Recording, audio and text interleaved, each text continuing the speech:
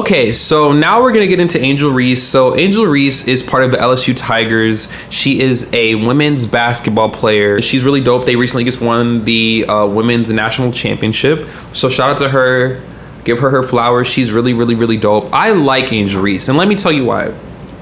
I love unapologetic black women. That's one. Two, I love women that exude boss energy. Like, I love women that don't allow the media, society, men, other women to silence them or to make them smaller. I love women, especially black women, that take up space. Angel Reese is taking up space, and the media, the white conservative media, cannot handle it.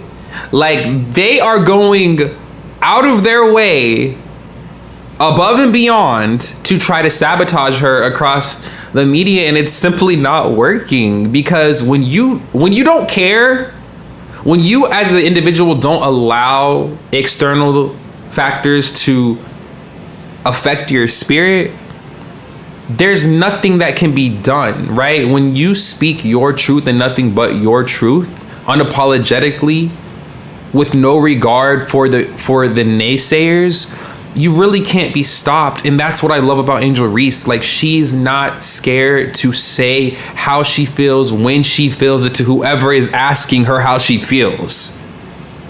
And I have nothing but respect for that. And I feel like everybody can learn from that. And I love the fact that there are young black girls out in the world right now that are looking up at her and seeing her moving in such a way that they're being inspired, and they're going to grow up and have similar traits and characteristics, and she can now, move into a space of being a role model for, those that are going to come after her. And I think that's really dope. So I have nothing but positive things to say about her, and I'm definitely Team Angel, period. But let's hear what she had to say about Joe Biden.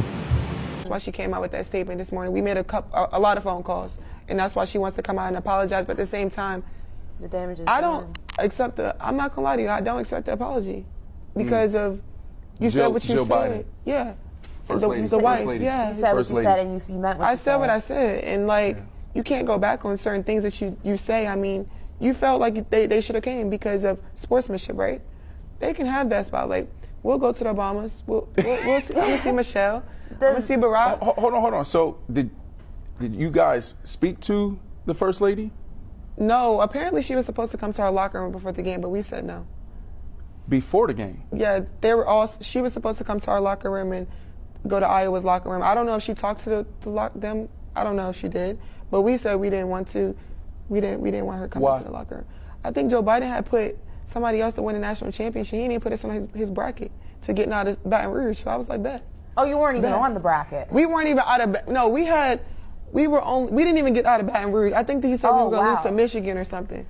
First of all, let me say this. We are in a different era. There has never been an era prior to the one we're in now where an athlete, a black athlete, a black woman athlete would ever feel comfortable enough to reject an apology from the First Lady of the United States. Like, does it get more boss than that? Like, there is no era before the modern era where a black woman collegiate athlete could speak publicly like that about the First Lady of the United States. And I'm here for it. I'm not saying it's a bad thing. I'm here for it. And I'm glad we're here. And I'm glad that I was born in this era, because I wouldn't have wanted to be part of any other era, because absolutely not, ma'am. So for those that don't know, Iowa was the team that LSU beat in the national championship.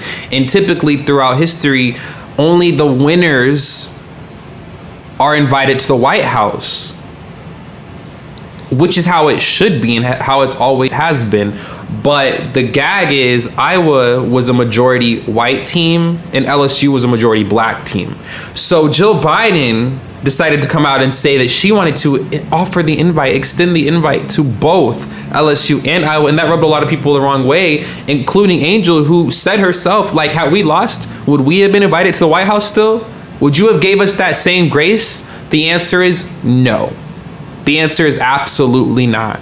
And so you know, it caused a stare. And again, like I said, Angel is very unapologetic. She's gonna say how she feels, and she didn't appreciate that. She doesn't respect that, and she spoke on it. Angel said on record, like, I don't accept her apology. She said, you know, Jill tried to come speak to us prior to the game, and we said no. There's a level of, there's a double standard at play here.